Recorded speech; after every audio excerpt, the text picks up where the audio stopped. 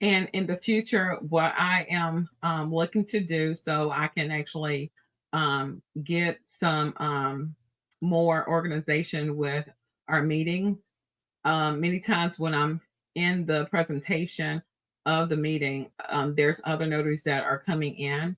So I am looking for a moderator in a sense of being a host that can actually help me with bringing other notaries onto the forum when I'm going through the actual presentation, so I don't have to pause and then let them in where I might just lose track of what I'm doing. So the more that we grow, I know we're going to have a lot more notaries that are remembering that we're having our TNTs at this time frame. And for some, they're just getting off of work.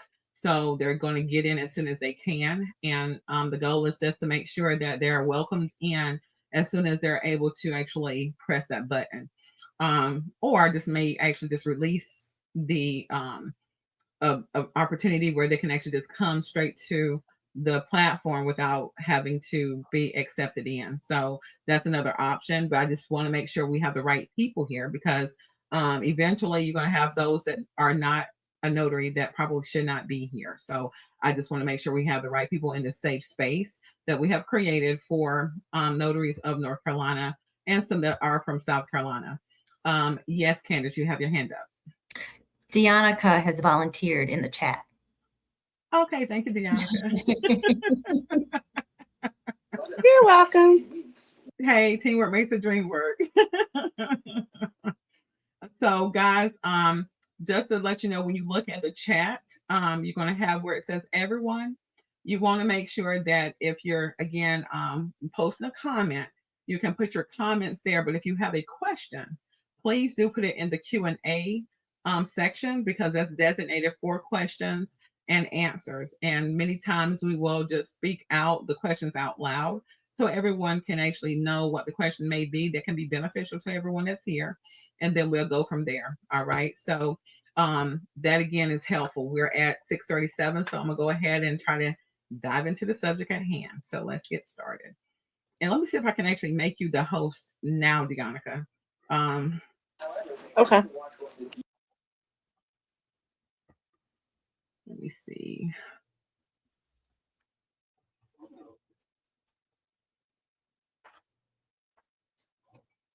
Okay, let me know if you have a notification.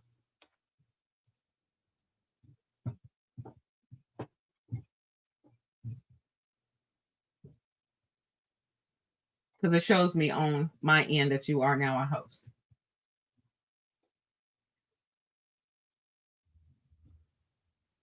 Would it be look over by attendees?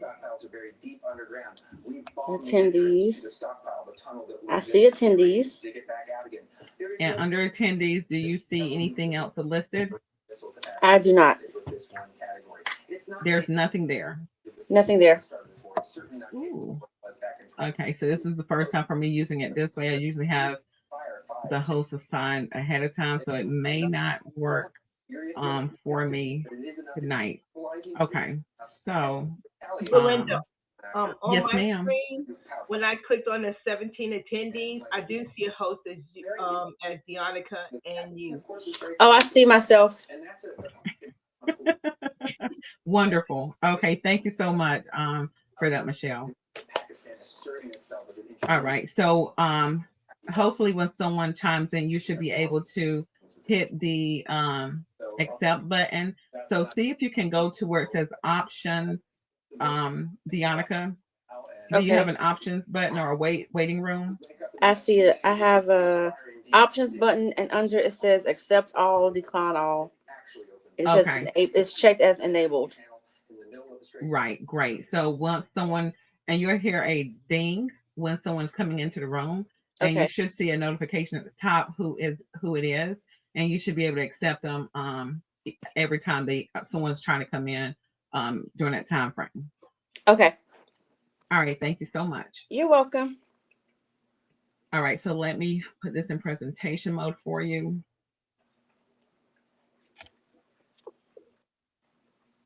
Vicky says she has to leave to go notarize a liquor license. Oh. Okay. Well, hopefully they're not drinking at the same time, but good for you. Thank you, Vicki.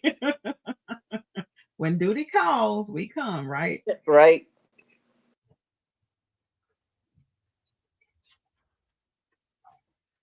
Okay, let me share. Come on screen. There you go. Okay, can everybody see the screen? Yes. All right, so the title is The $10 Witness Trap. Are you leaving money on the table or breaking North Carolina law? Again, this stemmed from a post on the North Carolina Notary Network that I felt needed to be addressed. This has been a week ago, but people are still talking about it. So I was like, okay, let's kind of go over it because again, when we are learning, we cannot go over enough information too many times because the goal is for it to resonate where we can actually talk about it without a question of, how are we supposed to be able to answer that question? Deonica, do you see the waiting room coming in? Oh, right. Okay, so Yes. we're good. All right, thank you. So again, the goal is for you to understand how to actually understand witnesses and how we can actually charge or not charge legally. So the more you know, the more you can grow to make sure you're doing the right thing. So the verdict, can you charge for witness signatures? The yes or the short answer is yes if you are notarizing the witness's signature. In North Carolina, the ability to charge a fee is tied to the act of notarization and the definition of a principal, not the title of the person signing. That could be a witness, it could be a grantor, something similar to that. So, type of witnesses: credible witness, an individual who is personally known to the notary and whom the notary believes to be honest and reliable for the purpose of confirming the identity of another person. The notary must also believe this witness is not a party to or beneficiary of the transaction. And we're going to go over again who can be charged and who can't. Right now, it's all about understanding the definitions. Then you have a subscribing witness, an individual who either watched a principal sign a record or to whom a principal acknowledged their signature on a record. This witness then signs the record themselves, and their identity is subsequently proven to the notary. Then you have witness that may be general or neutral. While not always a specific notarial role, the manual acknowledges that certain documents may require additional signatures from neutral third parties to observe the signing process, separate from the notary's role in verifying identity or administrating an oath. And that would be that you want to write down is a non-subscribing witness is in that category. So again, we're going to break that down a little bit more. So if you go to the Webster's Dictionary, there are several other types of witnesses that you would find, and the same for the Black Law Dictionary. There's a whole lot more in there, but I try to want to keep it simplified so it won't be too much information, because too much information can overwhelm you, where again, you just like, okay, you confuse me even more. So I'm trying not to do that tonight. So an eyewitness is a person who actually sees an event and can give a firsthand account of it. This does not require notarization.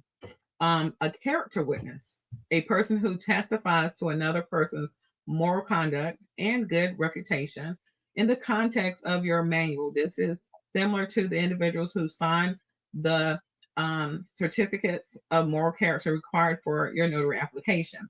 Now, if you do not have your book, I encourage you to make sure you have this handily available, because when it comes to referencing certain parts, this will be very helpful. And thank goodness we do have a new manual that is accessible to purchase today. So thank you, Dave, for actually putting that in the group. I've already ordered mine. For others, again, anyone who has that link, if you can put it in the chat so everybody else can have access to it that may not have known about it. You want to go ahead and order your book. Again, it's $35, and it's from the UNC School of Government when it comes to where you can order your publication from. So the next type of witness is expert witness, a person who has special skill or knowledge in a particular field and whose opinion is used as evidence in a court of law. Then the attesting witness, a person who signs a document to certify that they saw the person named in the document sign it. This is the general term often used interchangeably with subscribing witness in broader legal context. And then when it comes to a hostile witness, a witness who is biased against the examining party or who is unwilling to testify truthfully. So again, these are additional types of witnesses. And some people confuse credible witness many times with a witness when it comes to a witness that's just on document. All right. And so a credible witness is never listed on the document. That a credible witness is usually like an identification when it comes to satisfactory evidence. So in our terms, when you look at satisfactory evidence, it lists exactly what we can accept to identify another through those means. So essentially, a credible witness is used as like a document, like a state ID, passport. They're equivalent to what that stands for when we use that term. And again, when you can understand how that relates to how you can charge or not charge, you can't charge a person for, or you can't charge the ID itself, right? So then that a person is a credible witness, you can't charge them because they're their ID for the person that has been verified. And I hope that helps with kind of bringing it down to a point of how it's connected. All right. So then we have an example. So if you go to the North Carolina General State Statutes 90-321, it goes over the living will scenario. All right. And I appreciate Karen Gordon. She is a notary instructor. She was able to do a snapshot of that part of the notarial certificate so that she could help others that was on that particular post see exactly what that will look like when it comes to explaining how a witness is perceived on this particular document. So when it comes to the advance directive for a natural death called a living will, it includes a notary certificate that reads sworn to or affirmed and subscribed before me this day by the declarant name is going to be put there. A witness one name is going to be listed, as well as the witness two name is going to be listed. You, the notary, is writing these names in this area on the notarial certificate.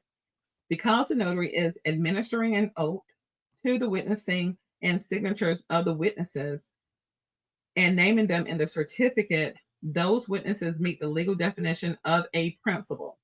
So when it comes to how names can be interchangeable, it's all about understanding what's actually happening during this notarial act. So when you can actually identify everything that's happening that's involved with this, it can help you again get to a point of understanding and making this more easier than hard for yourself collectively, because again, terminology is everything. And we do understand that some terms have multiple different meanings. So the goal is for you to understand how to break this down where it actually does affect us directly when we're actually notarizing and charging a fee or not charging a fee. All right. Then number two, defining the principle. What is a principle? So in North Carolina Statutes 10B, paragraph 318, a principal is an individual whose signature is notarized or an individual other than a witness who appears before a notary and takes an oath or affirmation.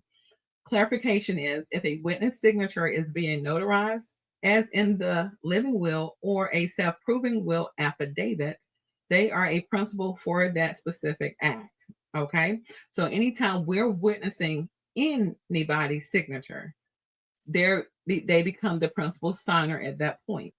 They could have a different title per se when it comes to a witness that's on the document, but once we witness their signature, after we have properly identified them, they're in the same category of the person that owns the document. Okay. The fee rule. When it comes to the fee rule, you want to refer to North Carolina General Statutes 10B, paragraph 31.1. For acknowledgments, jurats, verifications, or proofs, the maximum fee is $10 per principal signature. So when it comes to the compliance fact, if you notarize the declarant and 2 witnesses on a living will, and again, that's the scenario we're using, you have notarized 3 principal signatures at that point. So you may legally charge up to $30 for that one certificate. It's $10 times 3 principal signatures that you witness. That's how you come up with your legal amount fee that you can charge. Okay. So when you cannot charge for a witness, if the document asks for a witness signature, but the notary certificate does not include the witness's name or require their signature to be notarized, you cannot charge for that signature.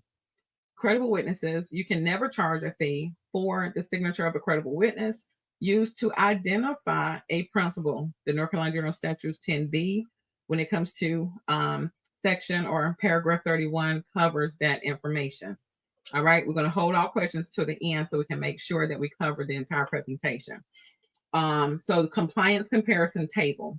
This is something that you can actually, again, kind of actually help yourself identify a lot of the different types of witnesses in this capacity. So when it comes to a credible witness, again, is the signature notarized? No. They do take an oath.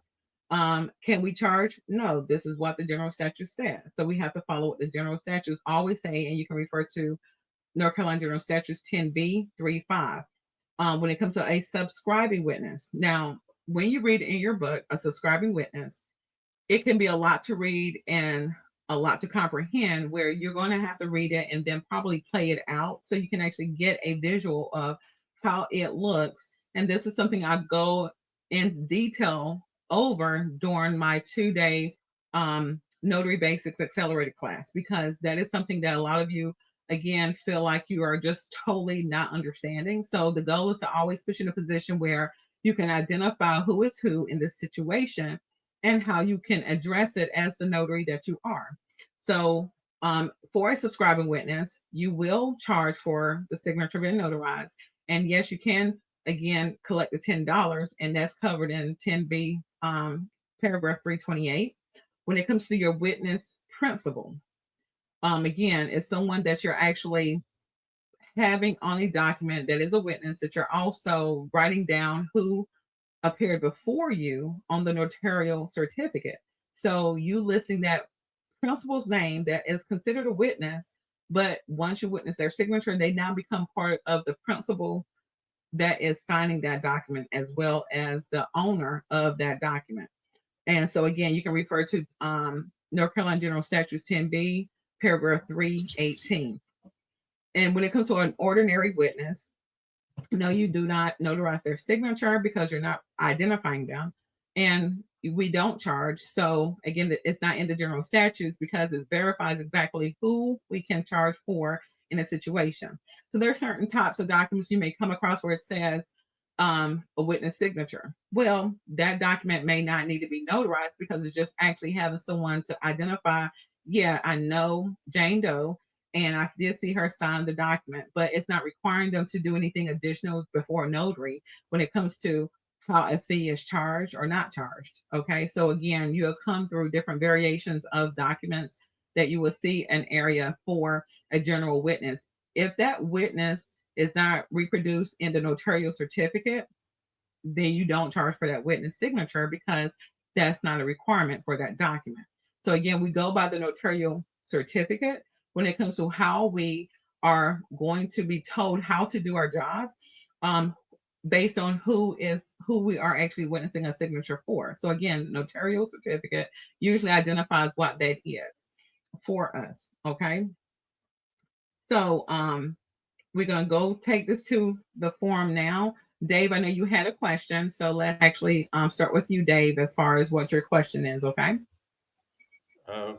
I have one question and one additional bit of information. You said several times something about the credible witness's signature, but I don't think there's anything for the credible witness to sign, except for the possibility that, just for the record, the notary might ask them to sign their journal as part of recording who the credible witness was. The credible witness gets an oath, but there's nothing for them to sign, is there? It would be your journal. So yes, if I did say that, let me retract. The credible witness, again, is a substitute for a state ID, a passport, federal ID in this capacity, where they're going to be under oath. So you're going to administer an oath to them, which is why you can actually make sure they're signing in your journal so you can have some accountability of what actually happened with someone's signature. And you're going to collect also the signature of the principal signer that doesn't have an ID. That's the reason why the credible witness is used. So thank you for that, Dave, because again, the goal is not to confuse you guys for giving you misstatements. So when it comes to how that flows is you are wanting to notarize for an individual. The principal signer may actually either have an expired ID or no ID at all. However, you both know someone mutually that you yourself, the notary, can trust without a shadow of a doubt when it comes to their credibility, vouching for the identification of the principal signer. So you will, at that point, have the credible witness under oath. There's no question. There's no acknowledgement. They have to be administering an oath or an affirmation saying that they are been truthful about the identity of that person that is the principal signer in this capacity. And then we can have that signer sign the document. And if there's an oath that needs to be required from them, we will go forward with administering an oath to the principal signer because the document belongs to them. So the goal is to make sure that you understand how a credible witness is used. And just like I shared, when you think about the different types of satisfactory evidence, they're like another document when it comes to how that works. Thank you. And I wanted to add one thing, since you were using living will as an example. There was another post on the Secretary of State Notary website this week where someone said they were going to give a talk at a senior center as a notary, and they wondered what they could talk about. And the first answer was talk to people about having to have a valid ID, which I thought was a great answer. And then the next suggestion was talking to them about end of life documents, like the importance of having all the end of life documents, which I thought was getting into very dangerous territory for a notary to talk about. But my point is, someone then suggested, oh, there's the 5 wishes document, and maybe you could get someone to come and talk about 5 wishes. And that's apparently valid in North Carolina. But I took a look at it, and I was a little surprised to see that the notary certificate in the 5 wishes document is only an acknowledgement. It's not a jurat, and it doesn't say anything about the maker of the 5 wishes document or the witnesses doing an oath or affirmation. And I think the way it is may be acceptable, but that was a big surprise. So that's sort of a substitute for a healthcare power of attorney and a living will. And there's no oath or affirmation shown in the document, but you can still charge for the witnesses' signatures because you have to ID them and their names appear in the notary certificate and you're notarizing their certificates. So the money result is the end, but the way the document is done is different. And I think it's that way because it can be, and it just showed me that the people who write the statutes for wills and powers of attorneys and living wills, they're not notaries and they don't know notary law, and they just sort of wing it and they do weird stuff, but it's in the statute, so it's okay. And that's one of those gray areas when we're not an attorney to advise. I have notaries that will bring certain things to my attention of, okay, how can I do this or what do I need to do? I have to respond no matter how much information I do understand and know that I'm not an attorney. I can't advise. As a notary public, though, you would just go by what the notary certificate is saying. When it comes to, is an acknowledgement or is it a actual oath or affirmation statement that you have to administer to that principal party? Because at the end of the day, we have to make sure when we share information, even with our fellow notaries, we're not giving advice, because that would still be an authorized practice of law. Now, we can say off the record, as if though you're talking to family members, because sometimes you do have to work in a capacity of being able to give your opinion when it comes to certain matters in your household and friends that you're working with to a degree where it's not going to be an issue legally. But when we're working in a capacity of, again, helping someone that is going to take the information and do something with it, as a notary public, we have to be very careful of how we communicate that information. So yes, I am not I'm not, excuse me, I'm not an attorney. So I do always have to make sure I lead with that when I go over information with fellow notaries when they're asking for assistance in certain areas. And my goal is to direct them to what they should focus on as a notary public based on what the legislation says. Thank you for that, Dave.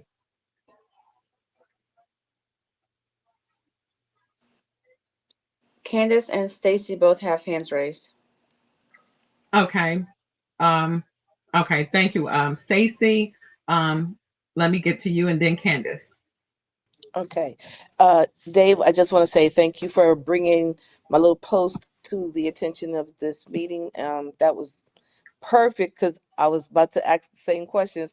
And I thank you for looking into the 5 wishes as well. I'm going to also look into that. Now, I may not talk about that. I was on the NNA webinar this afternoon and asked the same question basically. And they did lead with, basically discussing about the importance of having identification, valid, updated identification, which I think that's probably the topic that I am going to speak on the most, because I don't want to put myself in the trap of sounding like I'm giving them advice with regards to other legal documents such as power of attorney or, a living will or anything like that.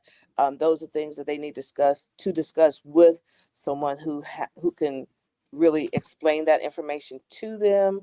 But I will just let them know that my position is to assist them with making sure the documents are signed properly, that they are identified properly, and that their documents will be authenticated through my notary services. So thank you, Dave, again, and for touching on that. And I thank you, Ms. Bennett, for giving better explanation on it. And to your question, also, I will say that what you can bring to the table for the parties that you're actually doing a speaking engagement for, you can tell them about the Homebound program. Okay, that's from DMV. And that is a free service for those that are not able to get out to go to get a new ID. DMV has to make arrangements to come to them or find a way to actually update their ID when it's expired. A lot of these facilities are not either aware of this information or just not sharing it to the actual patients and residents of the facility. So this is something that we as a notary can share so that they can actually, one, go to the website, help their residents when it comes to filling out these forms, or get the information to their family members that can definitely do it for them. So it's a few things on that document that needs to be filled in and then faxed or emailed to the particular link that it needs to go to, and making sure that they are aware that this actual individual needs an updated ID. There's another thing. There was something else you stated that I'm trying to actually piggyback on too. That's important. Oh my goodness. You spoke about the IDs and then the wills. And so when it comes to wills, my goal is to help you understand how to position yourself when it comes to being the expert notary of what you can do. So you can always, again, focus on what you shared as far as what you're there for. When it comes to the documents, this is what I wanted to make sure is very important. With the community that you're going to be talking to, you can also share with them that it's known that sometimes they are dealing with health illnesses, whether it could be dementia or it could be Alzheimer's, it could be other things that can alter their competence and their understanding of certain things. So the goal is for you to also let them know there's a series of questions that you would often ask them where they should be able to answer those questions. And if based on your judgment, Mm-hmm. Feel that they are in the mindset to move forward, you would decline moving forward with the notarization because that is part of our responsibility as a notary public as well. Okay. All right. Should I, is there any way to talk to them about fraud with regards to signing documents? What you mean? Because usually they're not the one who's committing the fraud. I got you. Okay. Okay. I mean, well, some of them, they may have a family member that might help them, that they'll say, well, sign my name for me. Is that something that can be done? Because that might be a question that might get posed to me. Well, and if that's the case, you can just let them know, legally speaking, you have the authority to only sign your name on a document unless they are a power of attorney or attorney in fact for another. That's the only way you can sign for another person. Okay. Okay. Thank or you. them sign for them. So that's another thing you can share is if something happens to them, do they have the power of attorney in place? And you can educate them what a power of attorney actually means for those that may not be well versed in that term. Okay. All right. And one more key point, not for just you, Stacy, for everyone. If you have the opportunity to speak in front of a group, and they love company, okay? So if you can bring information to them, the AARP, for those that are 50 and plus or have a spouse that's 50, you should actually have access to a lot of that information that many times communities that's 50 and plus age, they can benefit from the information in those articles. Not everyone has the subscription. Not everyone has access to the information in the same way of being able to freely read, because sometimes their vision is impaired where they can only rely on someone actually reading things to them. So you can actually look through different topics, and there's a lot. And you can now use AI to help you with how you can structure that information in your tone to be able to give that information to that group of people. So again, that's a plug. Guys, go ahead and make sure you're taking time to find ways to be visible and being very an asset to the community in that way. Thank you so much for that, Stacy. Thank you. There's a question in the chat. Can a legal guardian sign for a client? If they're a legal guardian, there are certain documents that they can do legally as a guardian, but there's documents that they should be able to get the advice of an attorney of what they may or they may not be able to. So when they have guardianship rights, they do have certain powers that's different than a power of attorney. Okay. Candace, you're next, and then I have Linda coming. And Stacy, if you have another question or not, your hand is still up, just in case. Piggybacking off the power of attorney, there are several different types of powers of attorney for a legal guardian. There's one for schools, there's one for healthcare, education, travel. There's several. Yes. But my question is, can you explain what an ordinary witness is? I didn't catch that one. So when it comes to an ordinary witness, it's just someone that actually can act. Dave, did you want to answer that question?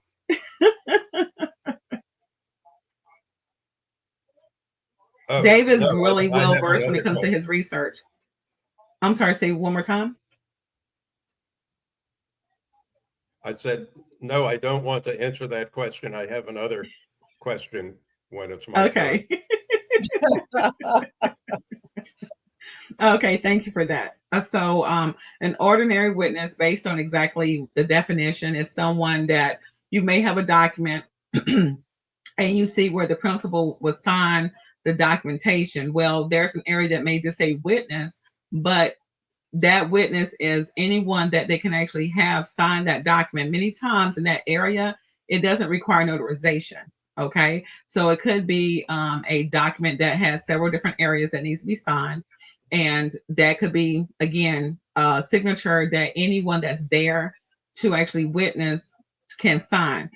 You are not able to charge for that witness if their witness part is not in your notarial certificate, if that makes sense. So we are notarizing, again, the signature of a actual signer. And usually when it comes to how everything is put on the document, you have, again, somewhere they generally sign, a witness may follow. And then there's another document that has more information that they have to sign. And then your notarial certificate leaves afterwards. Well, the actual signature that we're notarizing for is the one that is right before the notarial certificate. We're not charging for that first quote unquote signature that was also followed by a witness in that capacity, because that is not what we're actually notarizing. It's just based on the document and where it's going. It's requiring them to acknowledge whatever they're signing on that particular page, but there's certain areas that may require it to be notarized that is separate from the other signature, if that makes sense. Okay. And then we're going to go to Linda, and then we're going to go to Dave, and then Sunita. So I had to find my microphone. Okay. I know in our new PowerPoint slides for instructors, as it's changed from previously from our first PowerPoint, says that when a person is a fiduciary or representative of another person, we can't ask for documentation to say that they are representing a person in that capacity. Whereas the new PowerPoint say that we are not to ask in regards to what gives you the right to represent this person in that capacity. Well, that's still on page 56 in the old manual. So it's still, we should never actually ask that, just like a position, a person's position as a title. Right. So if we're on the same track, Linda, there could be a situation where a person works for a company. There's a document that needs to be notarized. The person comes to a notary and say, I am the CEO of XYZ Corporation, and I need to get this document notarized. Well, we don't care about their position. We care about the fact that they do need to identify themselves when it comes to us properly identifying them. And then, of course, on the document, we are going to get their signature. They can actually add their title if there's an area that says print your name and title. That is for whoever that document is going to. But us as a notary, our focus is making sure that person is who they say they are by their identification, and then them actually signing the document with them actually, again, adding their title. In that capacity, we're not asking for corporation documents to see who are the managers for that company. That is not a concern, just like you have shared, similar to a power of attorney or an attorney in fact. It is not our responsibility nor our concern to verify this person been a POA. If they are a POA, for example, for a person and they're doing a MVR 191 form, a certificate of title, they will have to present proof to DMV that they are a power of attorney, but not to us.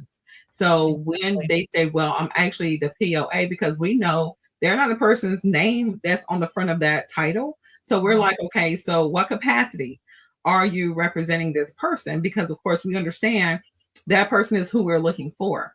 That's when they will have to say, oh, I am the beneficiary, I am the POA. And then they have to lead with their name, POA for the principal's name when it comes to how they sign. So again, that is great information for you guys to understand, because a lot of that is happening. The older we become, then there's situations and roles that those of us that around the same age bracket are now being a party for another. So again, all of those things are relevant in our day-to-day lifestyle. So again, being able to study page 56 is going to help you a little bit more when it comes to really understanding what that really means when it comes to different roles a person may play on behalf of another. Did I answer your question? Or am I on the right path? Yes. With you, You're on the right path. Yes. All right. And so Linda, she is again one of our instructors, and I appreciate anytime she can come, because there is a lot of changes. And thankfully, again, the new manual will make sense with the new PowerPoints that new notaries are actually been introduced to. So I know it's going to relieve you guys in so many ways when everybody have that new material in their hand. So kudos to pushing through for the last 3+ months. Okay. And we have Dave and then Sunita. I'm cautiously optimistic that the soon to be in my hands new manual will do a better job of describing subscribing, non-subscribing witness and verification of proof, because the old manual confuses me. And my question is, for a subscribing witness with respect to a verification or proof, what is the subscribing witness signing, and when are they signing it? Okay. So again, I use infographics in my classes because, again, if you're a visual aid and you can retain information better by what you see versus what you read, it can help break down the confusion of all the legalese when it comes to how it's worded. And I doubt that it's going to be changed just because you're dealing with what's coming out of the general statutes. Okay. So everything is pretty much like a duplication of what that is.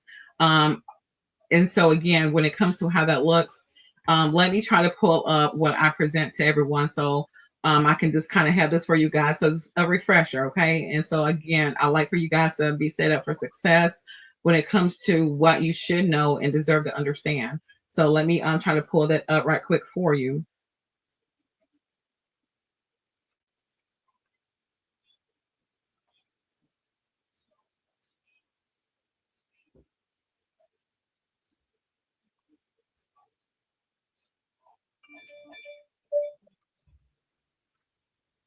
And it's going to take a minute because it's coming from my Google. Okay, here we go. So let me go ahead and put this up. And all right, I'm about to share my screen. I'm going to break down what a verification of subscribing witness looks like. You also want to refer to your blue certificate for verification of subscribing witness, okay? Okay, can everyone see the new slide? Yes. Okay, Yes. great. So here, you have your principal signer, you have your subscribing witness, and then you have yourself as a notary public. So the principal signer is the person that the document belongs to. Now, the only way this actually works in any scenario is that this document must be an acknowledgement. Okay. You cannot swear an oath for another person. So this is the only way this can happen. DMV does not allow a subscribing witness on any of their forms. And that's something that is, again, in our manual. So the principal signer signs the document and have someone else that is not a beneficiary in any way to take the document to be notarized on their behalf. So it could be your employer that says, hey, I'm actually going to have to catch a flight. I have to get this document notarized though, and I need you to send it off once it's notarized to the party that it needs to go to.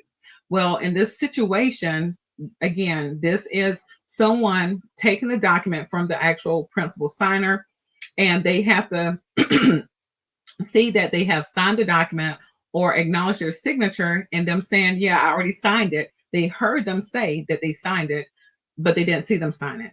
They may have seen their signature and they recognize it because they have worked with them. They pay them their paycheck and their signatures on their check, things of that nature. So it's all about recognition at this point when it comes to how that part is very important before it gets to the notary. Okay. So when it comes to the subscribing witness, they take the signed document to a notary to be notarized. The subscribing witness has to present their acceptable form of ID. So at this point, the only person the notary sees is, quote unquote, the subscribing witness, not the principal signer.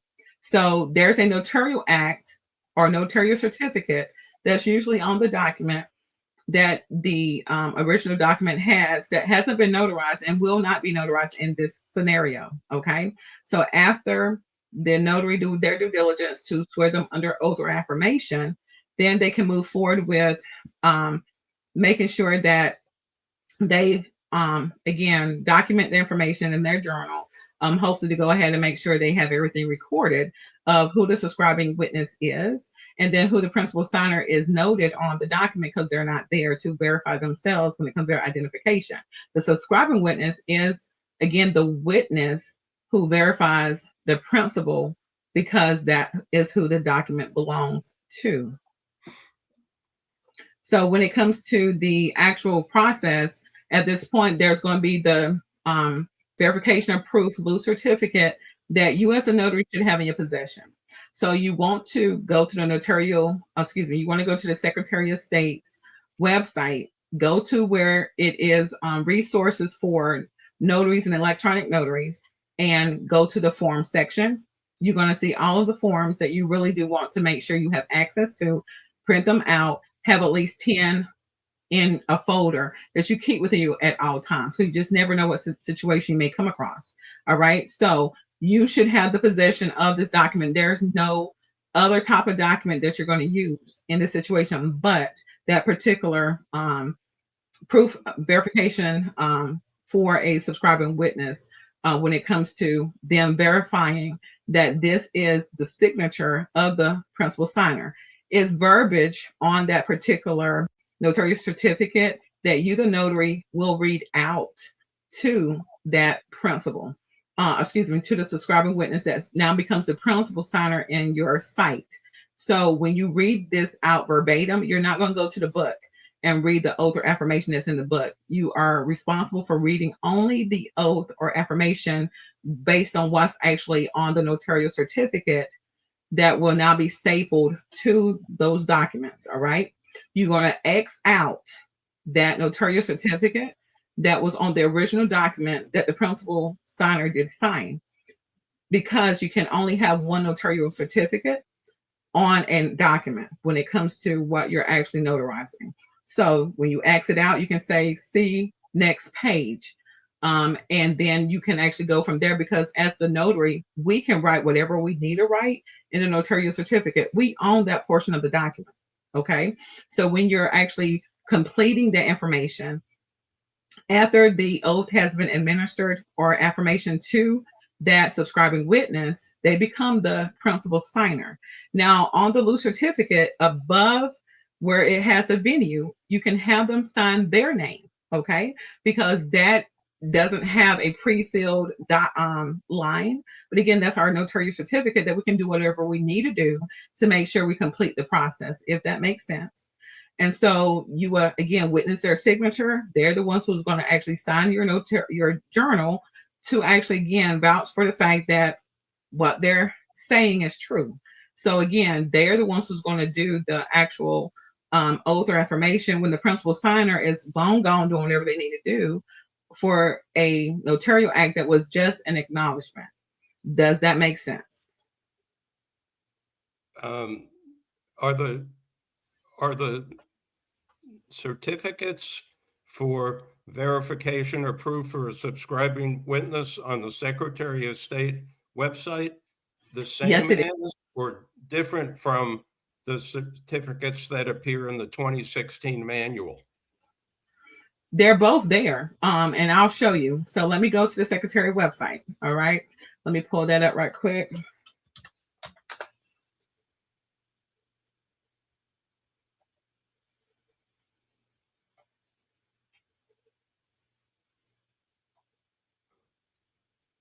And I hope you guys are getting value from this, because again, the goal is to always find yourself learning something new. So if you go into the Secretary of State website, you're going to go to this notary section here. When you scroll down, you're going to look for this particular section, okay? Notary, e-notary, and e-commerce resources. Do not go to this one here, because this one is what confuses a lot of people. Let me see if it shows. This here for forms is not where you want to go for the forms of the loose certificates. So you're going to go to the notary and e-notary, e-commerce resources.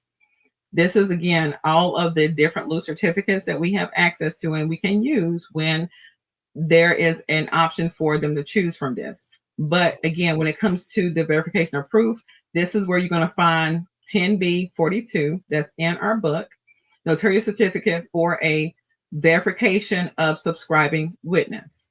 So when you actually pull this up,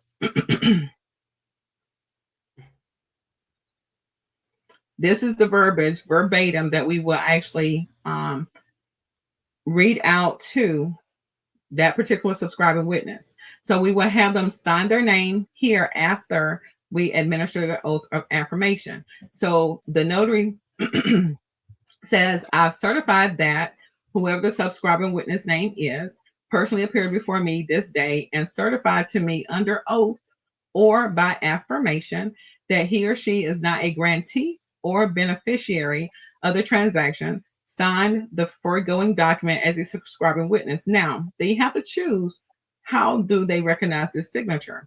Okay, was it witness that the principal's name signed the foregoing document, or did they witness and acknowledge their signature when it comes to it was already signed?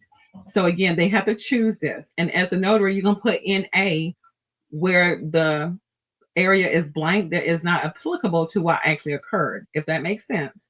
And then you're going to go further down and you're going to, again, put today's date, sign your name as the notary, print your name, put your expiration date. And before you seal anything, you want to go ahead and complete this portion here so you can actually identify what document this has been attached to. Okay. So this is how we complete the process. When it comes to pages, we do not include the number for this page here at all. It wants to know exactly how many pages are being attached to this particular certificate. So that's what we're going to put. Otherwise, we're going to confuse some people and they're going to think something's missing. So we want to make sure we understand how to read exactly what we're recording here. And so when it comes to after, again, you have sworn them or gave them affirmation, you're going to have them sign either here at the top or between the venue and the title. So as long as you are able to now witness their signature, because now they're on record when it comes to the oath that they actually swore to, you're wanting to make sure you're able to charge them the $10 for their actual notarial certificate, which in essence, the actual principal should have paid them the $10 to actually get this taken care of. Okay. So again, this is how this actually works. And we have access to all of these documents for free. So you want to take the time to go through all of these documents, read over them, study them, so you can know exactly what you have the ability to know. And this can be marketing information to your customers on your website, your Google business profile page, as well as your social media when it comes to educating them on what's required. Once again, you want to have a disclaimer to let people know you're not a licensed attorney in the state of North Carolina. You can't give advice, but you can actually give factual information based on what the general statutes. Okay. Did this help? That was very helpful.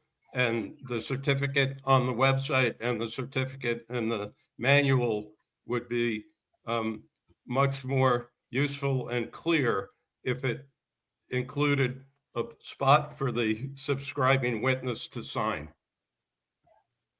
I understand that, as opposed to not having it. And we can find a lot of that. And if it's a non-subscribing witness doing a verification or proof, do they sign anything or they don't sign anything? I personally do have them sign because I want to have their signature on record, which they have in my notary journal. But we are not going to charge them because they're only being a witness to say that they acknowledge people's signatures based on the document we just went over as a scenario. They're now coming back to us maybe a year later to say, well, this document is authentic because I do acknowledge the signature of either the principal signer or the actual subscribing witness or both.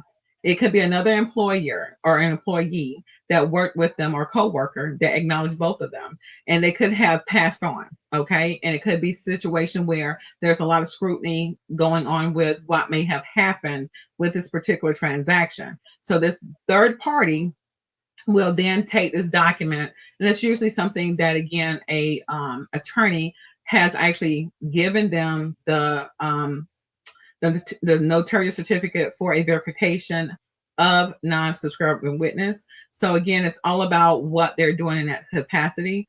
And so we're not going to charge them because they're only vouching for the identities of the people that has already fully executed an actual notarial act, that they're not doing anything other than verifying who the parties are.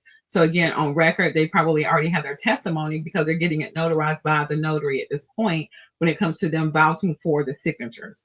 And they too have a paragraph that they have to acknowledge saying that they're not benefiting in any way to this document as well. So again, just understanding the position that this person holds, they cannot be a party to or benefit from this document. It's similar to a will. A family member cannot legally be a witness to this particular document because usually they benefit to some degree. So that's an area that, again, when we understand how to detach who can actually be in this position, it's all about how they benefit or if there's a conflict of interest so that we can actually understand how that plays out.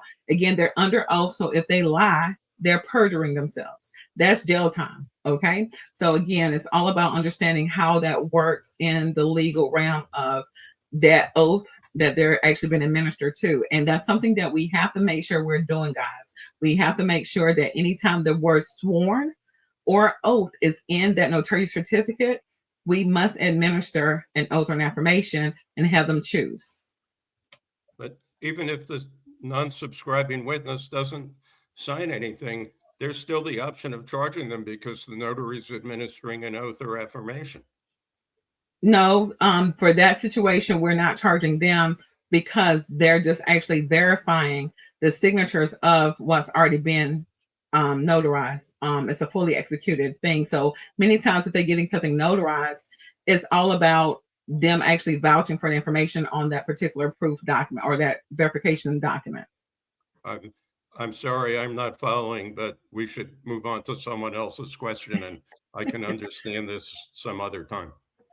Okay, so as you can, this is a rare situation for the most, and thankfully it is very rare. So usually, again, this comes up when it comes to a probate situation where this comes up in court when there's a question of the authentication of a document being signed and notarized. So many times you would never deal with this in life. I again became a notary back in 1998, and I've never had to deal with a situation like this. But that is pretty much how it plays out in the real world of what a subscribing witness is, and then what a non-subscribing witness does. Okay. Any other questions? Did I get Anita? Stacy had a question in the chat. What do you do if the subscribing witness does not have that certificate with a document and they don't know which certificate that the witness is supposed to sign? Are we talking about a subscribing witness? That's what it says, SW. Yes, if it's a subscribing witness, it's only one type of notary certificate they should have. As a notary, we are supposed to know this. So again, when someone comes to us as a notary, they're expecting us to know exactly what all we should know, but we don't always know, right? So hopefully this information will help any notary that come across this material in the future to know exactly what they are responsible for having, because that's the only notarial certificate that we can actually share. Now, if for whatever reason they don't have an actual copy, there is an alternative. They can get a blank sheet of paper and they can write this verbatim from the Secretary of State website from their phone to the paper to attach it that way. Again, we have the authority to have a handwritten notarial certificate or a pre-printed one. Okay, thank you. You're welcome. Andrea just read your comment.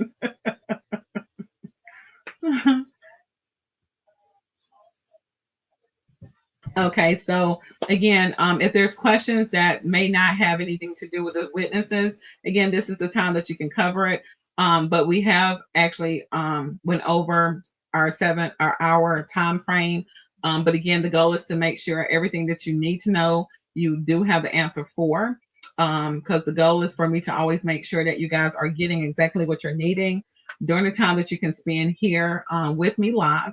You do always have access to emailing me, texting me, calling, or getting to me through all those means of access to me, right? So I just want to make sure that you know how to use that when it comes to getting some other questions answered, many times you may have a notarization and you are unclear on what to do. Please do not move forward if you're uncertain. If I'm available, I will do my best to answer your call or return your call as soon as I can, because as you guys know, I do a whole lot of different things in the community, but my goal is to always be a support system for you. So if I can actually walk you through what that is, I do that over the phone. And again, every day I have at least 1 or 2 notaries that are reaching out to me for assistance. So again, I love to be able to be of help. That is, again, the beauty of being in my position, because I want to make sure you guys are excelling and being able to build up your confidence when it comes to what the needs are for your services as a notary. All right. So before we actually get off completely, let me end it like I normally do, so we can actually go through how you can actually come across this information in the future online through my YouTube channel. So again, if you're watching the replay, please comment replay when you get onto the YouTube channel under comments, so I can actually know who's looking at it. Please do like. The thumbs up do help when it comes to other notaries being able to come across my information when it comes to activity. All right. And this is something I teach you guys if you want to create a YouTube channel, how to get visibility more. Again, sharing this to other notaries that may not be aware of the resources they have access to that is free. Again, please do point them to this channel. So I do appreciate your support as always. The goal is to always put things out that's going to be very beneficial. No fluff, just get straight to the point, because we don't have time to waste. So the goal is to make the most of the time that you spend when it comes to building your confidence, and always be learning. That's always important. So I look forward to seeing you guys on our next Tuesday Notary Tune-up. If you did not sign up for the financial class that I started last night, it's called the Credit Mastery and Business Leverage.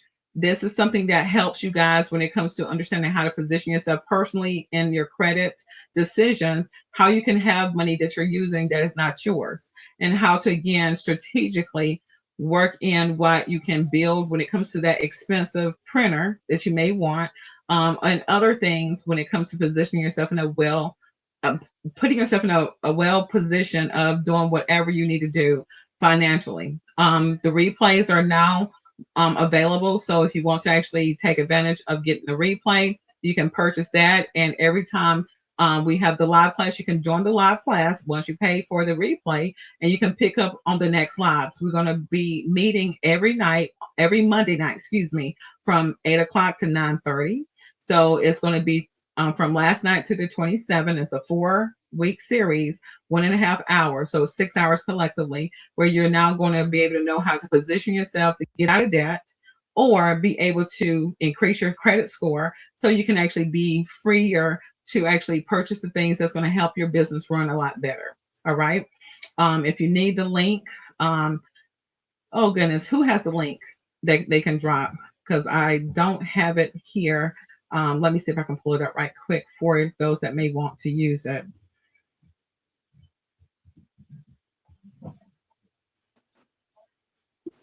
How much is it again? The link for okay. The link for last night. Yes. Okay. Well, no, not that link. The one that is for the payment link is $49.99. Okay. And you get the access to the replays. Yeah. Okay. All right, I think I'm getting to it right here. And it's on the Facebook. Let me go.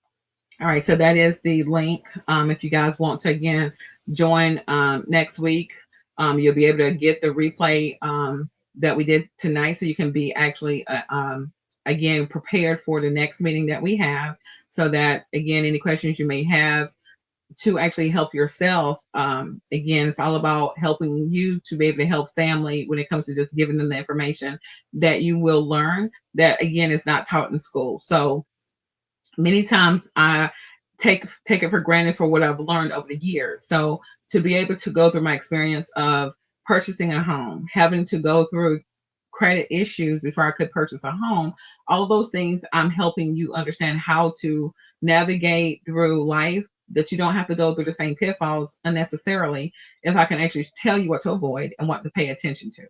And purchasing a car where, again, I don't have a car note, and Lord willing, I won't have it for some years to come unless I choose to purchase something new.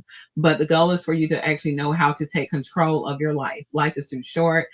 Gas is expensive, and we want to make sure we can find ways that we can maximize on the income that we're earning, as well as knowing how to use the credit that we can actually strategically use and leverage. Okay, so that's what this is about. Me sharing my experiences and you giving you the tips that can help you be successful in this area as well.